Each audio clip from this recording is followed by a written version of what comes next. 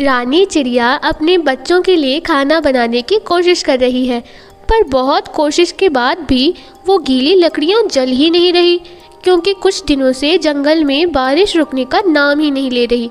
इसीलिए रानी चिड़िया खाना भी नहीं बना पा रही है। माँ, कब बनेगा खाना? हम रोज रोज कच्चा खाना नहीं खाएंगे। मैं कोशिश कर रही हूँ ना, जल्दी ही लकड़ियाँ जल जाएंगी और खाना भी बन जाएगा। रानी चिड़िया मन ही मन सोचती है, मुझे तो नहीं लग रहा ये लकड़ियाँ जलने वाली हैं आज। फिर मुझे बच्चों को झूठ बोलकर कच्चा खाना खिला के सुलाना होगा।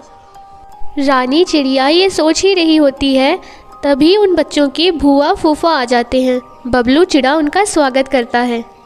आइए आइए दीदी जीजा जी। अरे ये क्या, आप लोग तो पूरे भीग गए हो। आइए मैं आपको तौलिया दे देती हूँ। अरे भाभी, आप तो चाय पकौड़े बनवाइए, इस बारिश के मौसम में मजा आ जाएगा। हाँ हाँ, क्यों नहीं, अभी बना के लाती हूँ। रानी चिड़िया रसोई में जाकर सोचती है, मैं कैसे बनाऊँ चाय और पकौड़े, मेरी तो लकड़ियाँ ही गीली हैं सारी की सारी। तभी उसको याद आता है, अरे हाँ, गौरी कवि और कल्लू कवि के घर गैस सिलेंडर है, वहाँ बना के लाती हूँ चाय और पकौड़े। रानी चिड़िया रसोई की खिड़की से कल्लू कव्वे और गौरी कवि के घर चली जाती है। गौरी बहन, क्या मैं तुम्हारा गैस चाय और पकौड़े बनाने में इस्तेमाल कर सकती हूँ? हाँ रानी, कर लो। पर हुआ क्या अचानक आज?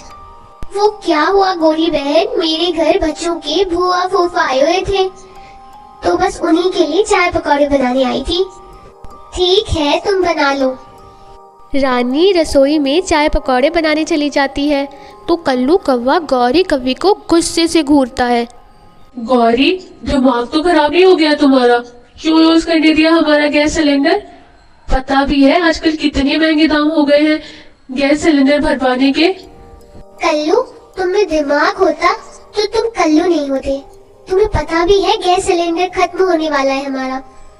अब ये चिड़िया चाय पकौड़े बनाएगी तो खत्म हो जाएगा और हम अपना सिलेंडर चिड़िया से भरवाएंगे। गौरी, आहिस्ता बोलो, चिड़िया सुन लेगी। गौरी, चालाकी में तो तुमसे कोई नहीं जीत सकता। जल्दी जल्दी बना लेती हूँ पकौड़े भी, चाय तो मैंने पहले ही बना ली है, बेचारे इंतजार कर रहे होंगे मेरा। जब तक रानी आधे पकौड़े तलती है, सिलेंडर खत्म हो जाता है। गौरी, जरा यहाँ आओ, अचानक से बंद हो गया गैस। गौरी और कल्लू वहाँ आते हैं। ये क्या, तुमने मेरा गैस खराब कर दिया। रानी, अब मैं खाना कैसे बनाऊंगी इस बारिश में? हाय रे, मैं तो बर्बाद हो गई, इस रानी ने मेरा गैस खराब कर दिया। ये कह के गौरी नकली में रोने लगती है। तुम चिंता मत करो गौरी, मैं पैसे दे दूंगी इस गैस के। कितने का आता है गैस चूल्हा? पूरे 20,000 का। तुम्हारे पास तो है नहीं गैस, तुम्हें क्या पता होगी इसकी रेट? रानी चाय पकौड़े लेकर अपने घर आ जाती है। वहीं कल्लू कव्वा और गौरी कवि पीछे से बड़े खुश होते हैं। रानी सबको पकौड़े परोसती है और चाय पिलाती है। मेहमान चले जाने के बाद वो अपनी जमा पूंजी देखती है तो उसके पास तो सिर्फ 8,000 रुपये थे। वो बबलू चिड़े से बात करती है।